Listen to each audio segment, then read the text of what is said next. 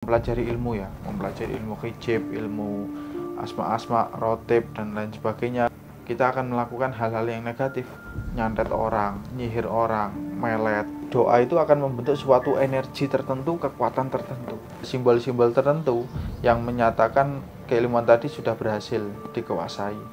Khotam yang tinggal di dalam tubuh kita itu akan sangat mempengaruhi karakter kita. Biasanya ciri-ciri rumahnya jin di dalam pohon itu, kalau ada pohon besar ya, kemudian di bawahnya itu ada rongga. Nah, itu biasanya di dalamnya itu ada sarang jinnya.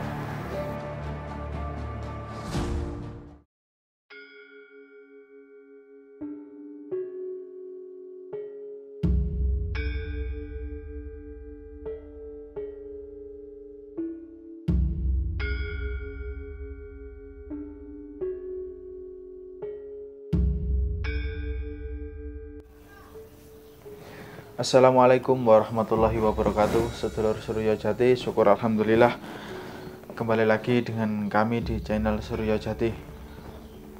Semoga kita semua dalam lindungan Allah dan selalu diberikan kesehatan jasmani dan rohani. Oke, alhamdulillah kali ini kita akan membahas tentang tanya jawab seputar dunia spiritual, melanjutkan daripada pertanyaan-pertanyaan yang sebelumnya. Tentu pertanyaannya masih menyangkut dasar-dasar spiritual ya.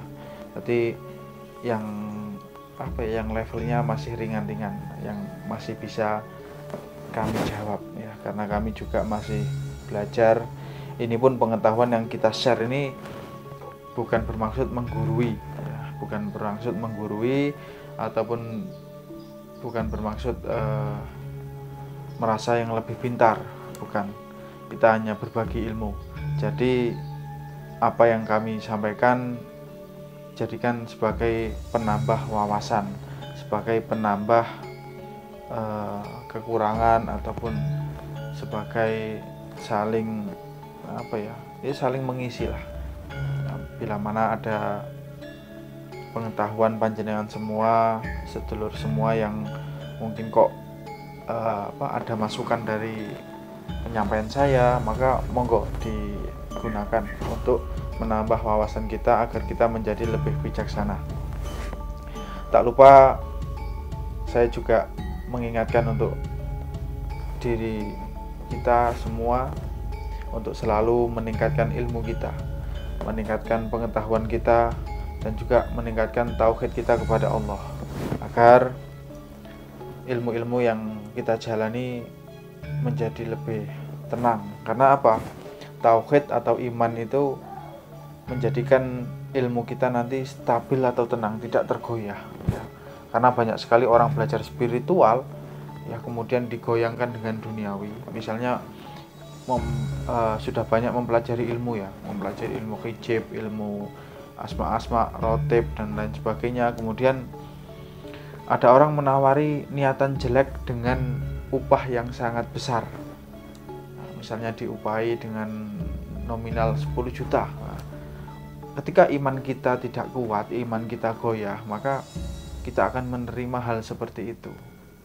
Oleh sebab itu, ilmu ditingkatkan, iman dan tauhid juga ditingkatkan. Kalau ilmu saja, maka tidak menutup kemungkinan kita akan melakukan hal-hal yang negatif, nyantet orang, nyihir orang, melet, dan banyak lagi. Tentu karena iman dan ketakwaan kita itu harus kita jaga, harus kita tingkatkan. Semakin tinggi ilmu, maka semakin besar juga goyangan-goyangan ataupun godaan-godaan duniawi yang akan menerpa kita. Oke, kali ini kita ada pertanyaan dari sedulur kita. Nanti akan dicoba ditanyakan lewat Mas Indra. Monggo Mas Indra, nopo pertanyaannya? Ada beberapa pertanyaan, Mas. Ya. Yang pertama, suksesnya laku keilmuan atau tirakat seseorang dapat dilihat dari apa, Mas? Oke. Suksesnya laku keilmuan dapat dilihat dari apa ya? Laku keilmuan dan tirakat. Jadi begini, memang terkadang ada ilmu-ilmu itu yang kita harus tirakat atau kita harus melakukan sebuah laku, ya, laku prihatin ataupun laku wirid, banyak sekali. Kemudian ketika kita sudah laku tirakat itu, apa sih ciri-ciri keilmuan tadi sukses? Ya, tentu selain sukses ada juga apa ciri-ciri keilmuan tadi tidak berhasil. Nah, ciri-ciri ilmu yang sukses, misalnya kita melakukan sebuah ilmu doa. Doa itu kita tirakati, kita puasai, meminta supaya Allah mengijabahi, misalnya seperti itu. Yang pertama ciri-cirinya adalah kita itu dalam kondisi yang gugup, dalam kondisi yang takut, dalam kondisi yang terdesak, kita itu mudah mengucapkan doa tersebut. Misalnya suatu contoh ya, doa la haula wala quwata illa billahil aliyil azim, misal saja seperti itu. Maka ketika kita tiba-tiba di sebuah hutan, di sebuah alas, kemudian ketemu dengan genderuwo, kita refleks doa tersebut, maka doa tersebut itu bisa dikatakan sudah menjiwai atau sudah masuk ke alam bawah sadar kita. Nah, dengan masuknya doa itu tadi ke alam bawah sadar, itu ditandai dengan ciri-ciri sering kita mengucapkan doa tersebut dalam kondisi yang terdesak maupun tidak, dalam kondisi yang sadar maupun tidak sadar. Nah, masuknya doa itu di dalam alam bawah sadar itu menandakan ilmu tadi sudah menjiwai, sudah masuk ke dalam jiwa kita. Tentu dengan syarat tersebut ilmu itu akan mudah jadi, ya. Kalau bahasa simpelnya itu sudah berhasil dipahami, tapi belum dikuasai, karena untuk dikuasai itu kan butuh skill, butuh kemampuan lagi untuk dikembangkan. Nah, selain itu ciri-ciri ilmu berhasil itu kita pernah mimpi, kemudian di dalam mimpi itu kita membaca doa tersebut. Misalnya doa penyembuhan yang kita amalkan, maka di dalam mimpi itu kita menyembuhkan seseorang yang sakit, kemudian kita menggunakan doa itu, doa yang kita amalkan, misalnya la haula wala quwata illa billahil aliyil azim, kemudian orangnya sembuh, di dalam mimpi itu orangnya sembuh, maka itu juga menjadi ciri-ciri bahwa ilmu tadi sudah masuk ke tubuh kita, sudah berhasil kita kuasai, sudah berhasil kita masukkan ke dalam jiwa kita. Karena memang ilmu itu kenapa kok diulang-ulang, itu supaya ilmunya pertama itu masuk ke alam bawah sadar kita, karena membentuk sebuah sugesti dan akan membentuk sebuah kekuatan tertentu. Nah, ini penting itu. Jadi doa itu akan membentuk suatu energi tertentu, kekuatan tertentu. Misalnya ilmu itu berhubungan dengan ilmu keselamatan, tentunya energinya akan berbentuk misalnya membuat pagaran, membuat proteksi, membuat selimut energi, seperti itu. Apalagi di dalam doa tadi terdapat sugesti-sugesti yang sangat kuat, sangat jelas, dan juga sugesti-sugestinya itu bisa kita terima, seperti itu. Makanya kalau kita baca amalan-amalan yang dari Al-Quran, dari bahasa Arab ataupun bahasa lainnya, usahakan kita mengetahui maknanya. Jadi kalau kita membaca doa a'udzu bikalimatillahi tammati min syarri ma khalaq, itu kan kita ya memohon perlindungan kepada Allah dengan nama Allah yang sempurna dari segala kejahatan makhluknya. Artinya apa? Dengan kita berlindung dengan kalimat-kalimat Allah yang sempurna. Nah, nanti tadi doa tersebut diaplikasikan ke seluruh tubuh kita. Misalnya diaplikasikan membuat selimut energi, itu juga bisa, ataupun dibaca saja juga bisa, selama kita memahami makna dari doa tadi, yaitu doa meminta perlindungan dengan kalimat-kalimat Allah yang sempurna, yang baik, ya, tentunya dari segala kejahatan makhluknya. Berarti doa itu kan perlindungan untuk menolak atau berlindung dari bentuk kejahatan, seperti itu. Ataupun doa Bismillahilladzi la yadurru ma'asmihi syai'un fil ardi wala fis sama'i wa huwas samiul alim. Doa tersebut kan doa yang maknanya itu menghilangkan atau menawarkan segala bentuk bahaya, segala bentuk mudarat yang ada di bumi maupun di langit dengan nama Allah, yang dengannya ya, yang dengan nama Allah itu tadi tidak ada segala sesuatu yang membahayakan baik di bumi maupun di langit. Artinya doa tadi kan ketika doa itu sudah masuk ke tubuh kita, menjiwai ya alam bawah sadar kita, secara otomatis alam bawah sadar akan memprogram tubuh kita untuk menghilangkan atau menawarkan segala bentuk bahaya yang masuk ke tubuh kita, termasuk menawarkan racun atau racun-racun yang kita makan. Karena saya dulu pernah, ini suatu pengalaman ya. Dulu waktu itu saya pernah makan jamur. Kalau menurut saya pribadi jamur itu jamur barat ya. Namun jamur itu tumbuh memang di atas pupuk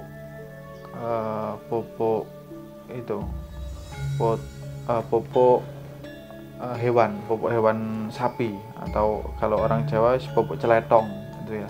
Nah, itu jamur itu tumbuh di atas pupuk celetong tadi yang disebar di pohon cengkeh waktu itu di lereng gunung. Kemudian kita makan, enak saja, kita baca doa. Waktu itu orang kampung itu melarang kita, oh jangan diambil itu nak, itu beracun, berbahaya. Tapi kalau menurut kita itu, kalau kita cium aromanya, bentuknya itu kan berbeda. Meskipun saya pribadi tidak begitu memahami jamur celetong ya, cuman orang sekitar mengatakan seperti itu. Nah, kita makan saja jamur itu, kita baca doa itu, Bismillahilladzi la yadurru ma'asmihi syai'un fil ardi wala fis sama'i wa huwas samiul alim. Dan alhamdulillah kita baik-baik saja, tidak apa-apa.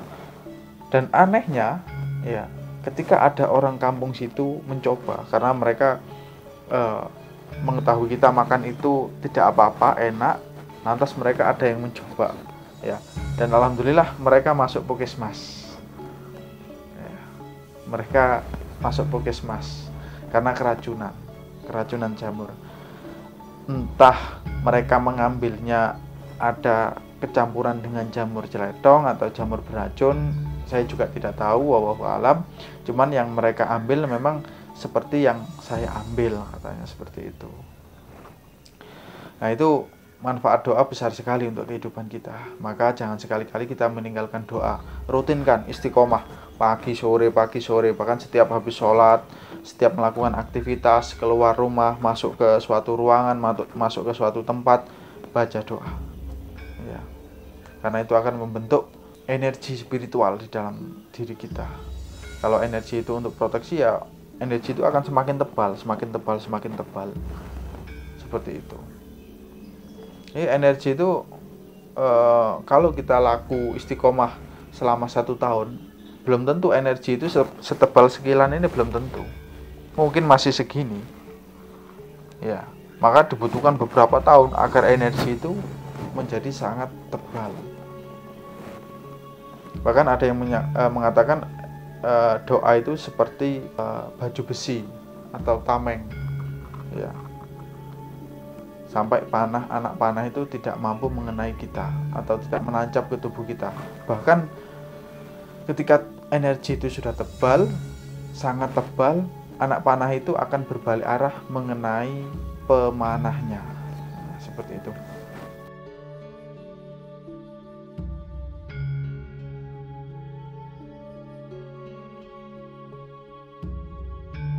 Oke, jadi itu tadi ada ciri-ciri beberapa keberhasilan, yaitu doa itu masuk ke dalam jiwa kita, kemudian kita sering refleks membaca doa tersebut di dalam sadar maupun tidak sadar. Ketika kita naik kendaraan, kemudian kita hampir nabrak, kita baca doa yang kita amalkan tadi, itu juga menjadi refleks, juga menjadi tanda bahwa doa tadi sudah masuk ke dalam jiwa kita. Kemudian yang kedua, melalui mimpi itu juga di dalam mimpi kita juga membaca doa tersebut. Kalau doa-doa yang ada khotamnya, ada keilmuan-keilmuan Jawa, keilmuan-keilmuan juga ilmu-ilmu hikmah yang ada khotamnya, terkadang ada simbol-simbol tertentu yang menyatakan keilmuan tadi sudah berhasil dikuasai. Contoh, kalau ilmu kebal ya, biasanya mereka akan mimpi, ketika di mimpi itu setelah laku, kemudian di mimpi itu mereka memakai baju besi ya, memakai ziarah besi, baju besi, ataupun ada rantai besi yang melilit. Itu menjadi tanda bahwa ilmu tadi sudah jadi atau sudah berhasil dikuasai. Ada juga ilmu yang tandanya itu kita diberi pakaian jaket oleh guru kita, diberi burung ya, diberi burung perkutut, ataupun kita diberi ayam. Nah, itu juga menjadi tanda bahwa kita sudah berhasil. Kasarannya itu kita sudah berhasil mendapatkan khotam dari keilmuan tadi. Nah, itu biasanya terjadi pada ilmu-ilmu kejawen, ilmu-ilmu Jawa, ataupun ilmu-ilmu hikmah yang memiliki khotam ya. Karena banyak juga ilmu-ilmu hikmah, asma-asma yang memang juga mengandung khotam. Oke. Mas Indra, pertanyaan kedua apa Mas Indra? Apakah khotam dapat mempengaruhi pikiran dan emosi seseorang? Oke. Jawabannya tentu saja ya, karena khotam itu begini juga. Khotam itu ada dua ya. Yang pertama, khotam itu akan tinggal di dalam tubuh kita, yang kedua di luar tubuh kita. Khotam yang tinggal di dalam tubuh kita itu akan sangat mempengaruhi karakter kita, mempengaruhi kebiasaan kita. Seperti itu. Khotam yang di dalam tubuh ya. Jadi kalau khotamnya harimau di dalam tubuh, maka emosi kita akan meningkat ya, karena harimau itu juga sifat mempunyai karakter yang itu mudah marah. Kalau ada orang menggoda, orang jahil, kita cepat mudah emosi, meningkat. Kalau khotam itu di luar tubuh, nah ini pengaruhnya ke tubuh kita atau ke psikolog kita atau ke karakter kita itu sedikit minim. Seperti itu. Jadi yang banyak memiliki pengaruh itu yang berada di dalam tubuh. Khotam-khotam yang berada di dalam tubuh itu biasanya khotam-khotam yang justru biasanya negatif. Ya, yang paling sering saya ketahui itu biasanya negatif yang di dalam tubuh. Yang positif juga ada, yang di dalam tubuh juga ada, tapi kebanyakan itu negatif. Dan kebanyakan yang di dalam tubuh itu dihasilkan dari pertama, satu isian. Kita diberi air minum oleh dukun atau oleh orang pintar atau oleh guru kita. Dari air tadi diisi khotam, nyatu dengan air, dimasukkan ke air, kemudian kita minum. Digotri itu juga kita minum, masuk ke tubuh. Kalau toh bagus khotamnya, biasanya mereka kalau khotam muslim itu mereka nggak mau di dalam tubuh, mereka keluar, mereka menjaga di luar tubuh, meskipun isiannya lewat air ataupun lewat makanan. Kan banyak ya, kalau di Indonesia ini ada isian gotri, loloh gotri, ada loloh loloh apalagi batu, biasanya banyak sekali, macam-macam.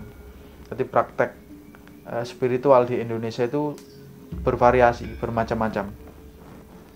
Ada yang tubuh dirajah, di gambar-gambar, diberi simbol, diberi jimat, kemudian diundangkan khotam, itu masuk khotam ke tubuh, itu banyak sekali. Dan biasanya khotam-khotam yang di dalam tubuh itu khotam-khotam yang biasanya untuk kekebalan, untuk proteksi tubuh, kemudian untuk berkelahi, untuk kedikdayaan, itu biasanya di dalam tubuh. seperti itu. Jadi pengaruhnya adalah. Maka dari itu jangan sekali-kali kita kalau mengamalkan ilmu, mengamalkan doa, jangan berharap pada khodam, atau jangan mengharapkan khodam atau ngarep-ngarep khodam. Sudah kita ngamalkan doa apa yang dari guru kita, amalkan dengan niatan agar Allah mengijabahi doa kita. Seperti itu. Napa malih Mas Indra? Pertanyaan lagi. Yang ketiga, kenapa dasar-dasar spiritual seperti belajar meditasi lalu mengenal macam-macam energi sangat penting bagi pelaku spiritual? Sebenarnya apa sih manfaatnya ke depannya, Mas? Oke, tentu sangat bermanfaat sekali ya, mengenal dasar-dasar energi, mengenal karakter energi itu sangat penting sekali. Contoh gini, ada jin masuk ke tubuh seseorang, kita itu tidak tahu sosok jinnya seperti apa, negatif atau positif, ya kan? Tapi kalau kita tahu karakter energinya, kita sudah bisa nebak, wah ini jin negatif, ini jin yang kasar, ini jin yang jahat. Itu kita bisa membaca dari karakter energinya. Karena meskipun jin itu berubah bentuk, tapi karakter energinya kan tetap. Paling ada perbedaan gini, ketika jin marah ya sama ketika jin itu tidak marah, tenang. Itu ada perubahan suhu energi. Ya, yang awalnya suhunya panas karena marah-marah jinnya, kemudian setelah sudah reda, sudah tenang, maka energinya menjadi biasa. Cuman untuk negatif positifnya, karakter energinya akan tetap terbaca sama. Meskipun dia berubah-ubah bentuk, energinya akan tetap sama ya. Seperti itu Mas Indra. Jadi penting sekali nanti bisa untuk membedakan karakter-karakter energi, bisa untuk membaca lebih dalam tentang fungsi-fungsi pada sebuah benda yang memiliki energi. Jadi kalau kita lihat sebuah keris, wah ini keris energinya kalem, adem. Nah, ini biasanya untuk apa itu nanti kita arahnya ke situ. Jadi dasar-dasar itu seperti itu. Monggo, apa lagi Mas Indra? Benda-benda atau barang-barang apa saja di sekitar kita yang dapat ditempati oleh jin? Wah, tentu banyak ya. Kalau pertanyaannya seperti itu, pohon-pohon, nah itu. Apalagi kalau di rumah itu ada pohon-pohon tertentu memang yang disukai jin. Kalau di Jawa Timur, satu pohon nangka ya, pohon nangka dan sejenisnya itu seperti soun, pohon bendo itu paling disukai jin. Kemudian ada pohon beringin, ada pohon belimbing, itu juga terkadang dihuni jin.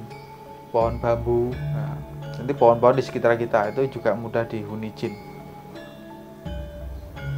Yang biasanya yang nggak dihuni sih pohon-pohon yang kecil-kecil, pohon bidara itu nggak dihuni.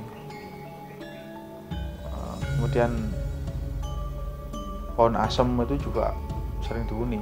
Nah, biasanya ciri-ciri rumahnya jin di dalam pohon itu, kalau ada pohon besar ya, kemudian di bawahnya itu ada rongga.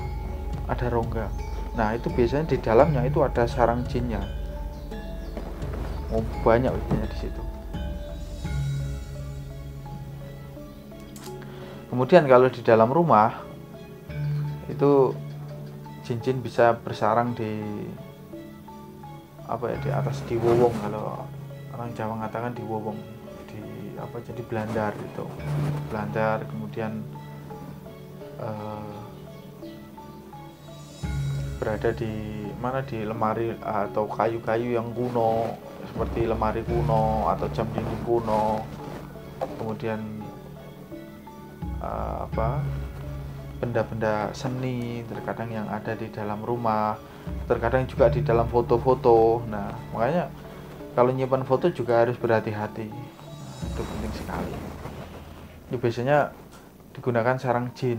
Bahkan di kaligrafi yang Arab, kaligrafi ayat kursi itu juga sering menjadi sarangnya jin. Ya, bukan menolak, justru menjadi rumah bagi mereka. Kemudian ada juga yang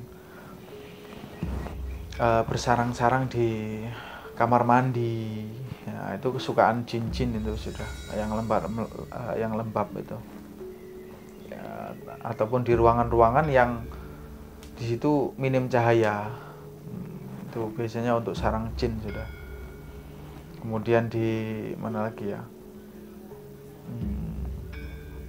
Di perabotan rumah juga kadang ada, apalagi perabotan yang disimpan lama tidak dipakai, seperti karet atau guci itu ya, guci yang antik.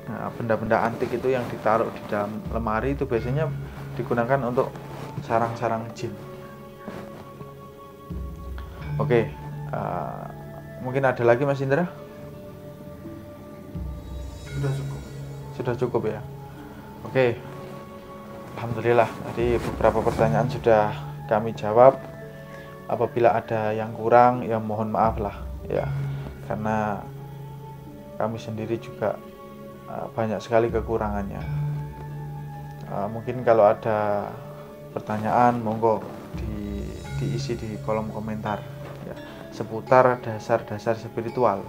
Jadi kalau tanya jangan yang, Kang, bagaimana cara narik jin untuk mediumisasi? Nah, jangan tanya yang seperti itu, karena yang seperti itu tidak kami ajarkan secara umum ya, karena itu bahkan di murid-murid saya pribadi ya, itu juga tidak semuanya saya ajarkan ya. Meskipun ada puluhan orang, tidak semua saya ajarkan, karena kita juga melihat dari kemantapan ilmu, kemantapan tauhid ya, takutnya nanti meleset atau ya digunakan untuk hal yang tidak. Karena kalau tanpa saya, mereka juga saya larang untuk melakukan mediumisasi di luar sana. Ingin mengungkap apa, karena ya seperti yang pernah kalian lihat sendiri ya, resikonya juga ada, tidak main-main. Kita berhadapan dengan jin-jin yang kekuatannya terkadang tinggi ya, sangat berbahaya. Apalagi kalau mental kita masih lemah, kalau kena jin yang pintar, yang cerdik, wah itu bahaya sekali. Karena jin itu mereka meninggikan diri mereka, merendahkan musuh mereka. Jin itu punya sifat sombong. Maka dari itu kalau melawan jin, kita jangan sombong, kita jangan bergantung pada kekuatan kita. Kita tawakal saja kepada Allah. Kalaupun bertarung ya kita gunakan kemampuan kita berdoa kepada Allah, kita pasrahkan kemenangan, ataupun kita kalah, kita pasrah sudah kepada Allah. Itu kuncinya. Kita tenang, kita tawakal. Kalau waktu melawan jin kita grogi, kita tidak bisa tenang, apa yang harus kita lakukan? Nah, pertama, baca hasbunallah wa ni'mal wakil, cukuplah Allah bagi saya, bagi kami ya, sebagai penolong. Pasrahkan, hasbunallah wa ni'mal wakil, hasbunallah wa ni'mal wakil, seperti itu. Cukup Allah ya, bagi saya cukup Allah yang memberikan perlindungan dan pertolongan. Itu penting sekali itu. Ketika kita sudah tidak tenang, kita melawan jin, kita tidak tenang, doa-doa yang kita baca seolah-olah tidak ada reaksi ya, tenang. Hasbunallah wa ni'mal wakil, hasbunallah, cukuplah Allah bagiku penolong dan pelindung. Ataupun bisa baca ya hayyu ya qayyum bi rahmatika nastaghis, itu juga sama. itu juga meminta pertolongan kepada Allah. Ya Hayyu ya Qayyum bi rahmatika astaghis. Kalau kita sendiri, ya Hayyu ya Qayyum bi rahmatika astaghis, seperti itu. Itu saja sudah, baca 7 kali. Ya Hayyu ya Qayyum bi rahmatika astaghis. Ya Hayyu ya Qayyum bi rahmatika astaghis. Itu baca 7 kali, kemudian kita coba bacakan doa lagi. Ya, kalau misalnya tadi kita baca doa ayat kursi kok tidak ada reaksinya, baca itu ya Hayyu ya Qayyum bi rahmatika astaghis. Ya Hayyu ya Qayyum bi rahmatika astaghis 7 kali. Itu dulu ijazah dari guru saya seperti itu, agar pertarungan kita menang, diberikan pertolongan oleh Allah. Kita pasrah sudah, ya, kita pasrah. Kemudian kita baca Allahu la ilaha illa wal hayyul qayyum. Bacanya kalau melawan jin itu juga harus tenang, ya, kita tidak tergesa-gesa, tidak terkupu-kupu, tenang saja. Itu kunci, salah satu kuncinya di situ, ketenangan mental. Oke, saya rasa itu saja informasi dan materi pada pertemuan kita kali ini. Saya akhiri. Assalamualaikum warahmatullahi wabarakatuh. Tetap pandang layar HP Anda di Suryo